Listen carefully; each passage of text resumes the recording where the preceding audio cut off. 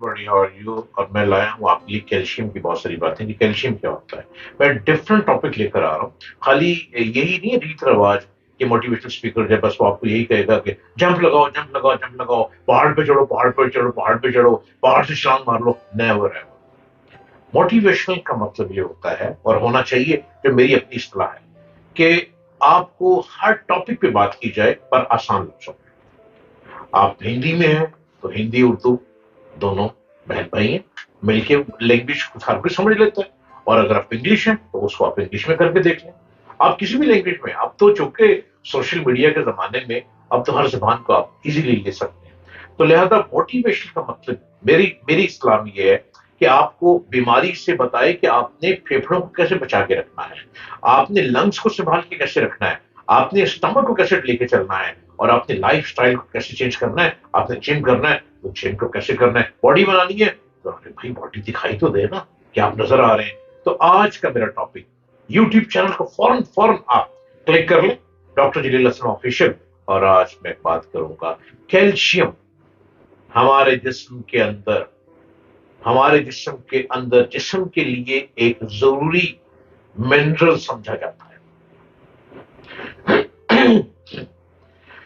जिससे हमारी हड्डियां और दांत मजबूत रहते हैं और दिल, आसाब और पट्टे मुनासिब तरीके से काम करने के काबिल होते हैं।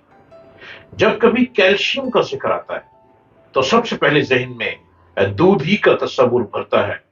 इसमें कोई शक नहीं कि दूध कैल्शियम के हसूल का बेहतरीन जरिया है। लेकिन दूध के अलावा भी ऐसी कई गजाएं हैं जिनमें दूध से ज्यादा कैल्शियम शामिल होता है। मसलन टूफो, जिसमें चिकनाई कम और प्रोटीन ज्यादा होता है।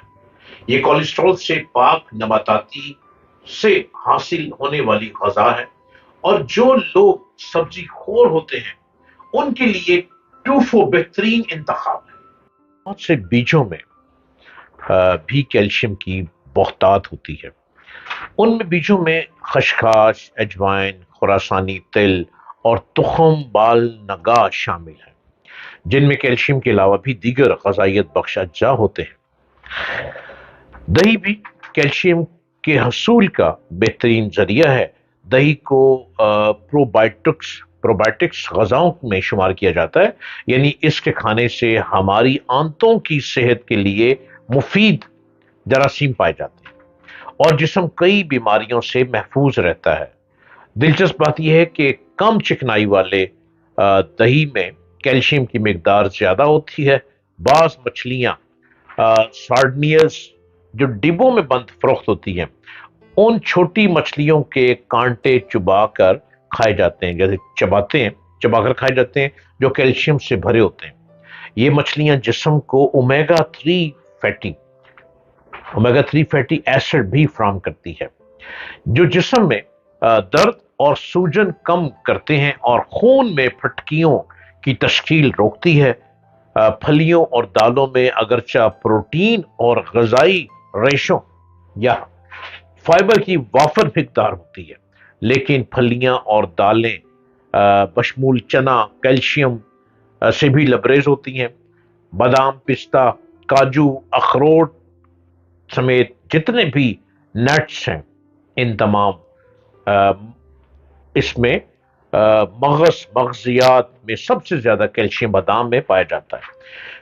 बादाम में गजाई रेशे बहुत होते हैं और इनमें सेहत बख्श चिकनाइयों और प्रोटीन की भी कोई कमी नहीं होती।